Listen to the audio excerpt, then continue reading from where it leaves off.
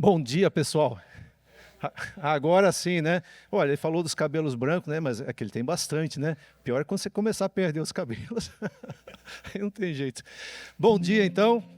E que bom ver vocês aqui. O tema que nós vamos trazer hoje trata sobre bioprocessos, inovar, né? Para prosperar. Por que nós estamos abordando isso? Dentro de um pensamento estratégico, uma visão estratégica, dentro do que nós estamos falando de biocombustíveis, bioprocessos, bioprodutos. Aonde nós vamos caminhar? Por onde nós vamos? Que caminho nós vamos percorrer? O que nós podemos fazer pelas nossas indústrias no sentido de agregar valor, reduzir custos, como foi falado agora há pouco aqui, melhorar os nossos processos. Então, hoje, nós vamos trazer e abordar alguns pontos a respeito de bioprocessos, inovar para prosperar. E quando a gente fala de inovar para prosperar, deve ser uma cultura, um pensamento, uma ação contínua. Isso deve estar no espírito, né? Deve estar na rotina, deve estar na nossa vida, mesmo que pesquisar, ou mesmo que a pesquisa seja ingrata. Mas às vezes ela pode ser muito grata, pode trazer muitos benefícios e pode fazer a diferença, né, para o nosso setor. Então, a pesquisa, a inovação, elas precisam assumir esse processo contínuo, né? Buscar novas soluções. E, claro, que a gente esteja adaptado às mudanças que estão acontecendo, né? Buscando a criação de valor e a redução de custos. Ok. Geralmente, eu escuto algumas perguntas, né? Mário, o que nós podemos fazer para agregar valor, para reduzir custos no nosso processo? Tem alguma coisa que tem mais valor que o açúcar? O que nós podemos fazer? Para onde nós vamos? Bom, dentro de um pensamento estratégico, eu queria trazer para vocês aqui 3 perguntas que podem servir como uma diretiva para nós. A primeira pergunta, né, ela diz respeito ao seguinte: a nossa ideia, né, aquilo que nós queremos fazer ou produzir, vai gerar valor? Né? Vai agregar valor ou reduzir custos dos nossos produtos e processos? Sim ou não? A segunda pergunta: se nós estamos pensando de forma estratégica em novos produtos, novos mercados, esses mercados, eles são grandes o suficiente para absorver o que nós vamos produzir? Eles estão em expansão ou estão em retração? Eu tenho liquidez ou eu vou ficar com o meu produto estocado, difícil de colocar ele no mercado? E a terceira pergunta: aquilo que nós vamos nos empenhar, vamos desenvolver, vamos trazer para o mercado, pode estar alinhado ou está alinhado com benefício social e ambiental? Ou eu vou causar mais impacto negativo ou impacto negativo? Por quê? Pessoal, veja só. Se nós visualizarmos produtos que agreguem valor, redução de custo, que nós possamos atender mercados grandes em expansão e que isso traga um benefício do ponto de vista social e ambiental, olha que combinação perfeita, não é mesmo? Seria muito interessante se nós pudéssemos trabalhar nesses processos. E é o que nós estamos fazendo. E eu trouxe aqui para vocês 3 exemplos, que são os exemplos da nossa apresentação aqui. São trabalhos que a Fermentec vem desenvolvendo, não é de agora, já de algum tempo, mas eles estão evoluindo, eles estão avançando, eles estão atingindo uma maturidade tecnológica e se preparando para escalas piloto, para escalas comerciais ou industriais, né? Então, nós estamos trazendo aqui as novidades para vocês, ok? O primeiro processo, ou bioprocesso, diga-se de passagem, bioprocesso, a gente podia resumir numa palavrinha-chave, que é transformação. Bioprocesso é transformar. É usar agentes vivos, organismos e micro-organismos, que permitam transformar, modificar, melhorar, gerar novos produtos, né, de acordo com o nosso objetivo, de acordo com a nossa exigência, demanda, interesse. E o primeiro bioprocesso aqui é o processo óleo leve, né, que já foi mencionado pelo Renato de manhã, na parte do debate, e que visa a produção de óleo, biodiesel, antiespumante e levedura a partir da vinhaça. Sei, Mário, como isso é possível? A gente vai ver, a gente vai explicar, né? O segundo bioprocesso é a produção de levedura seca inativa e proteína a partir das fibras do bagaço de cana. Sim, mas eu já uso o bagaço para gerar eletricidade. Sim, e nós não estamos aqui dizendo que você vai tirar ou vai destinar todo o seu bagaço para uma ou outra tecnologia. O que nós estamos dizendo é que nós podemos trabalhar de forma estratégica para ver o quanto nós podemos utilizar, né, para uma finalidade e para outra. Quanto economicamente e de forma sustentável nós podemos utilizar o bagaço para uma nova aplicação. E a terceira tecnologia, ou o terceiro bioprocesso, é a respeito do bioplástico. Né? A partir do caldo de cana, do melaço, ou, por que não, do próprio açúcar. Veja, nós não estamos aqui fazendo uma competição entre açúcar e plástico, não é isso. Mas eu posso ter uma fábrica de bioplástico, e a gente vai falar daqui a pouco a importância estratégica disso, comprando o açúcar de vocês, ou comprando a própria usina, né, produzir um açúcar que vai ser a matéria-prima para um bioprocesso. E tem umas vantagens para isso. A gente vai ver daqui a pouco. Bom, primeiro processo, ou bioprocesso, então, é o óleo leve, né, que tem por objetivo transformar os compostos orgânicos da vinhaça. Entendi. Então quer dizer que a vinhaça ela é rica em compostos orgânicos. Sim, a gente sabe.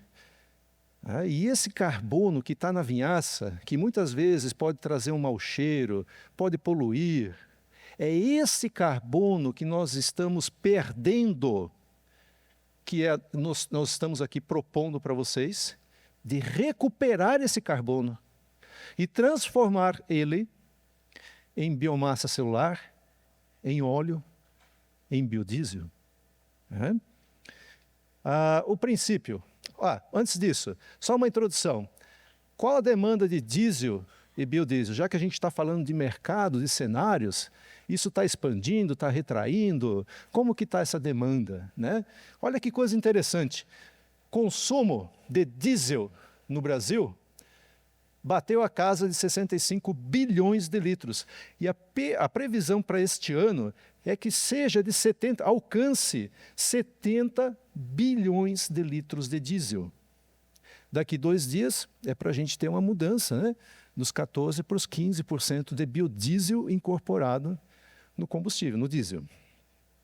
Então, qual é a demanda que nós temos de biodiesel para atender o plano, né, um plano do combustível do futuro, que prevê um acréscimo de 1% na mistura do diesel, 1% de biodiesel a cada ano. Olha só, os 15% nos dão uma perspectiva de quase 10 bilhões de litros de biodiesel.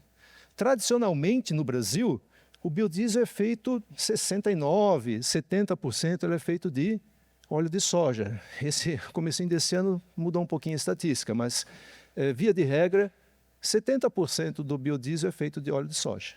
Okay? Para produzir esse óleo de soja, o que o país demanda? O nosso país demanda quase 10 milhões de hectares de soja para produzir a soja, extrair o óleo e transformá-lo em biodiesel. Então a gente precisa de terra, né? Nós precisamos de produtividade, né? Existe uma pegada de carbono aqui também. Essa área de soja para biodiesel já é maior do que a área de cana. Já pensamos nisso? Que hoje, né, não é de agora, já desde o ano passado, né, a área demandada para a produção de biodiesel, de soja, né, já é maior que a área de cana. É muita coisa. Né? E outro ponto muito importante, nós estamos num cenário ou numa perspectiva de retração ou de crescimento? De crescimento. Né? Se essas políticas vierem a se confirmar, né? Se a gente não tomar nenhuma surpresa, daqui mais alguns anos, daqui 10 anos, nós vamos chegar em 25% de biodiesel. Como nós vamos atender essa demanda? O que vai exigir? Bom, e se a gente falar do nosso setor, do consumo de diesel, do nosso consumo de diesel, né? É um insumo muito importante. Né? O que acontece se faltar o abastecimento de diesel? Para, e já aconteceu, não faz muito tempo, não é verdade? E é um insumo que pesa no nosso custo.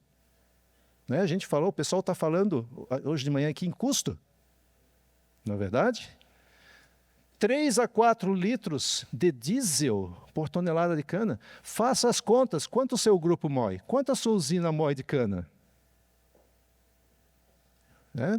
Tá fácil de fazer o cálculo. E multiplica pelo valor do diesel que você paga na sua região. Como nós podemos reduzir esses custos? Precisamos, sim, investir em pesquisa, investir em alternativas, em soluções alternativas.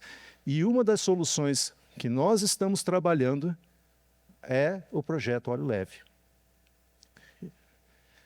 No projeto Óleo Leve, nós temos uma levedura, selecionamos uma levedura junto com a Universidade do Minho, em Portugal, chamada Earrovia lipolítica. E essa levedura, ela tem uma habilidade muito interessante. Ela é capaz de assimilar compostos orgânicos, diferentes compostos orgânicos, e transformá-los em óleo. E esse óleo fica dentro das células. Formam vesículas lipídicas. E como a gente faz? Nós removemos a levedura, concentramos ela num volume menor, rompemos a célula e extraímos o óleo para fazer biodiesel, antiespumante, e ainda temos uma biomassa celular de muito valor, que pode ser aplicada, utilizada para outras condições. O Renato falou para vocês hoje de manhã aqui sobre a parceria da Fermentec e a Adecoagro. O que eu posso dizer é que isso são duas empresas que literalmente se abraçaram no desenvolvimento, no risco, mas também em buscar soluções através da vinhaça, desenvolvimento de uma tecnologia para aproveitamento da vinhaça. E nesse trabalho, que é um trabalho de cooperação, onde nós estamos juntando esforços, juntando o nosso conhecimento, nossa experiência, nós estamos apostando que é possível, sim, transformar esses compostos orgânicos da vinhaça em óleo, em biodiesel, em levedura, em outros produtos de maior valor. E aí nós vamos estar atendendo aquelas 3 diretivas. A gente agrega valor ao nosso processo, nós reduzimos custo, nós estamos dentro de um mercado em expansão ou retração. E qual o benefício ambiental e social que nós temos? Veja, é alinhamento, alinhamento estratégico. E isso que o projeto Óleo Leve está prevendo. É uma patente da Fermentec, foi concedida pelo INPE, então já é uma patente concedida. E aqui é só para ilustrar alguns resultados. Nós temos muitos dados, eu escolhi algumas fotos apenas. Aqui a levedura oleaginosa, que está no restante, ficou restante no reator. A gente removeu essa levedura por flotação, ela tem uma habilidade de formar espuma, né? E a gente consegue removê-la do reator dessa forma. Chegamos em concentrações de 17% a 44%. Tudo isso aqui que você está vendo, que vocês estão vendo, é levedura depositada e aqui em cima vinhaça. Okay? Nessa figura aqui é o creme, é esse creme aqui, só que num volume maior. Eu vou ver se eu consigo passar o vídeo aqui. Vira um creme, né? Parece até um achocolatado, não é verdade? E não tem o cheiro, pelo menos esses daqui, né, o cheiro de vinhaça que a gente está acostumado. Tá? E essa foto aqui, essa figura. Isso aqui são as células da Yarrovia. Vamos ver aqui. E vocês estão vendo que a seta amarela está indicando um pontinho branco, brilhante, dentro das células. Não é verdade? Aqui, aqui. Esses pontinhos brilhantes são as vesículas lipídicas. E a gente monitora o acúmulo de óleo no microscópio. Você vai monitorando e depois você remove as células. Vamos em frente. Aqui é só a secagem da levedura. Nós formamos aqui uma massa, né, de levedura seca. E aqui, após o processo de rompimento das células, resfriamento, e forma uma espécie de nata. Pode ir. A gordura, parte dela, né, nem toda, mas parte dela são óleos ou ácidos graxos de cadeia longa, ácidos graxos saturados. Então, eles tendem também a formar uma espécie de nata ou gordura que sobrepõe a superfície do meio. Muito bem. Em termos de resultados, algum resumo, né? 1 metro cúbico de vinhaça, né? São resultados que a gente está tendo numa escala de mini piloto. Né? Ainda dentro da Fermentec, e nós já estamos nos preparando para uma escala piloto na usina. Né? Então, nós já estamos lá com a visão e ação para levar essa tecnologia para a usina. Biomassa úmida. Né? Vamos pegar aqui, essa coluna aqui, acho que ela resume, fica mais fácil para a gente explicar. 32 a 51 quilos de levedura, massa úmida, por metro cúbico de vinhaça, em matéria seca, de 8 a 13, isso é um range, uma faixa que a gente tem trabalhado, 1,2 a 3 quilos de lipídios por metro cúbico de vinhaça. Ok? São resultados muito bons. Nosso desafio é replicar isso numa escala maior. Esse é o nosso desafio, aumentar a escala. Claro, melhorar os indicadores também. Mas vocês, não sei se vocês repararam, tem alguma coisa estranha nesse slide? Fora? O Fernando Henrique viu, está no cantinho lá, uma vaquinha. O que tem essa vaquinha a ver com vinhaça? Vamos lá. 1,2 a 3 quilos de gordura, de lipídio. Uma vaquinha Jersey, que produz 20 litros de leite por dia, né? 3% de gordura, ela gera quanto? 600 gramas de gordura. 600 gramas de manteiga. 600 gramas. Mário, quer dizer então que 1 metro cúbico de vinhaça, eu posso gerar 1,2 kg, 3 quilos, não de manteiga, é claro, né? Mas de gordura? Sim. Isso equivale a 2 vaquinhas Jersey, 5 vaquinhas Jersey por dia? Gente, o que eu quero dizer aqui para vocês é do potencial. Que nós conseguimos, nós precisamos replicar isso para uma escala maior. Nós somos capazes, a gente tem uma tecnologia, levedura e processo. Imagina você chegar na usina e falar, poxa vida, olha, a massa de óleo ou de gordura produzida por metro cúbico de vinhaça equivale a massa de gordura produzida por 3 vaquinhas Jerseys. Mas a vaquinha Jersey produziu 20 litros de leite. Sim, mas aqui nós produzimos 80 mil litros de álcool. Né? Olha que bacana isso. E a visão? Onde nós queremos chegar? O Adriano Pires falou uma coisa muito legal hoje, várias, né? mas uma que eu captei aqui para essa palestra, para essa apresentação. Todos os biocombustíveis serão importantes, né? Até o petróleo, não é verdade? A gente precisa da transição energética. E o que é que nós estamos vendo para o futuro? Olha que coisa que fantástica. Nós já produzimos o bioetanol de caldo de cana, de melaço, produzimos a bioeletricidade a partir do bagaço, e hoje nós estamos caminhando em que direção? A produção de biodiesel e também de biogás a partir da vinhaça. A usina ou as usinas terão em seu portfólio diferentes tipos de biocombustível.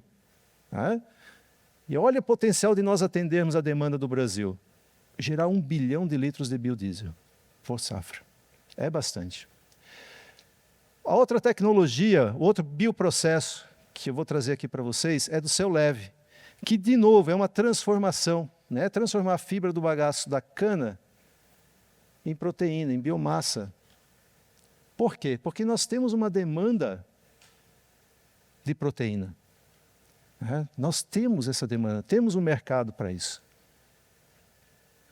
E o processo é relativamente simples. O bagaço ele é hidrolisado, né? E aquelas fibras, celulose e hemicelulose, vão virar açúcares com uma suplementação de nitrogênio. Nós podemos produzir o etanol 2G ou proteína. Aqui só uma ilustração de como o bagaço ele é transformado até chegar no leite de leveduras.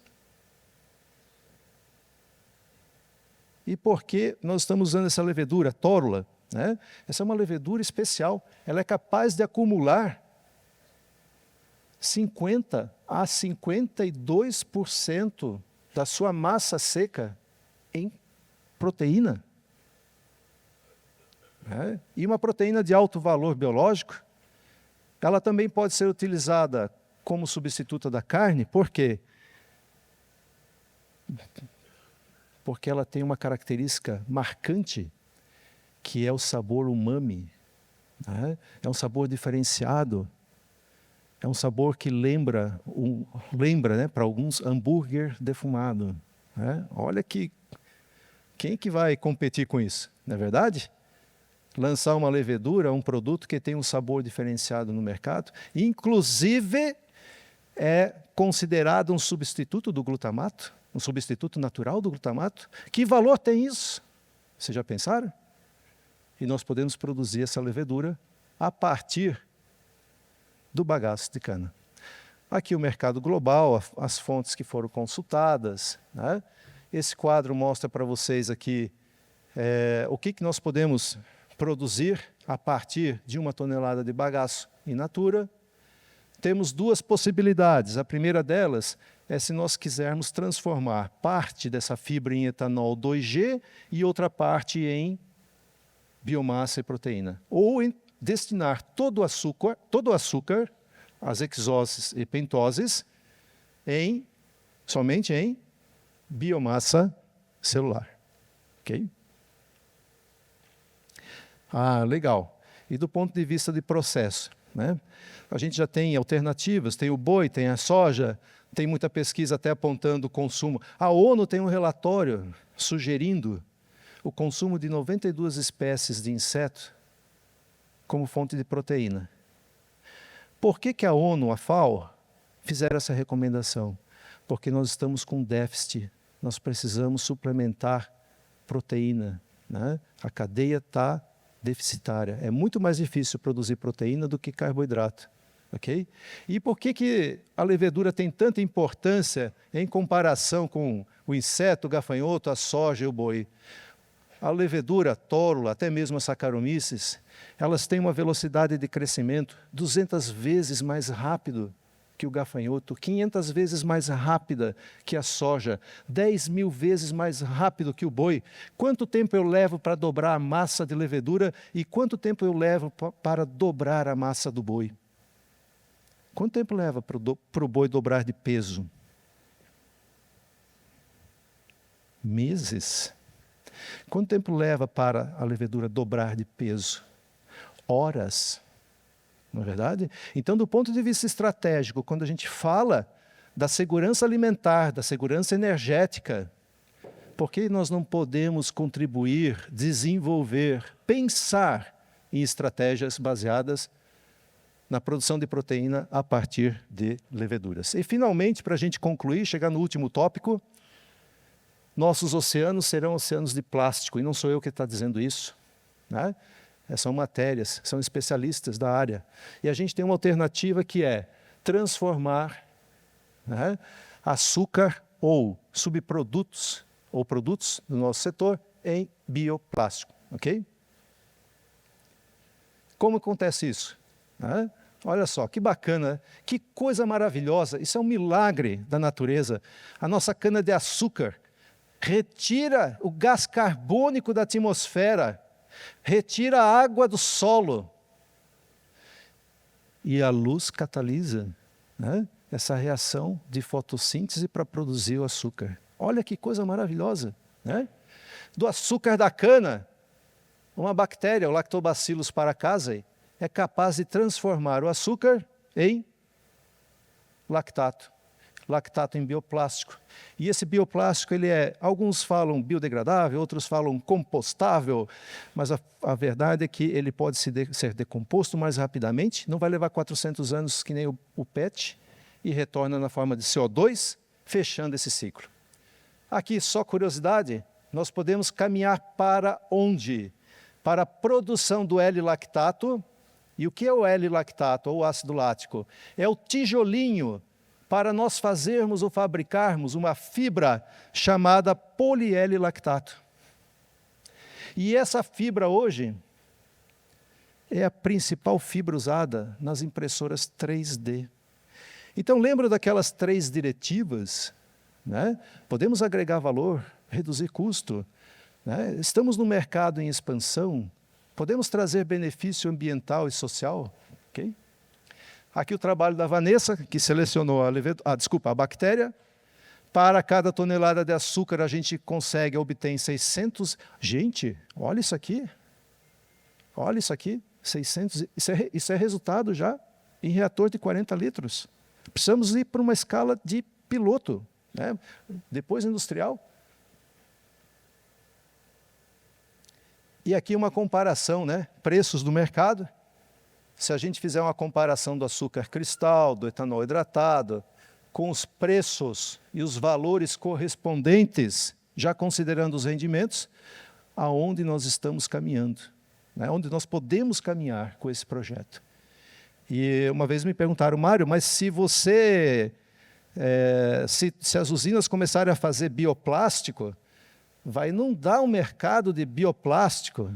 Gente, se todo o açúcar do Brasil virasse PLA, virasse plástico, a gente só conseguiria tirar uma fatia de 5% desse mercado, né? Então é um mercado que é enorme, mas os benefícios que nós podemos trazer são muito grandes. Bom, esse é o último slide. O que eu queria deixar aqui é a mensagem principal, como nós estamos trabalhando ali com a Adecoagro em parceria, né? A palavrinha-chave que eu coloco hoje aqui para vocês é essa aqui: cooperação. Né?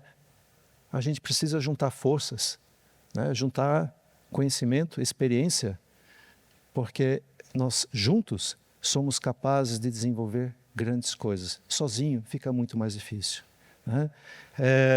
Queria agradecer aqui a Adecoagro, né, por essa parceria que realmente está fazendo a diferença, está impulsionando o projeto Óleo Leve, a FINEP, que tem nos ajudado em financiamento de pesquisas, a Universidade do Minho, a nossa área de Engenharia Fermentec, toda a equipe de pesquisa, Silene, Marcel, toda a nossa equipe que está ligada aí, nos dando apoio, né, nas análises químicas, microbiológicas, e também em especial ao Valdemir, pesquisador que foi contratado para esse projeto pela Fermentec, e o Marcos Prada, né, que pilota a nossa mini piloto lá da Fermentec. Muito obrigado a todos vocês.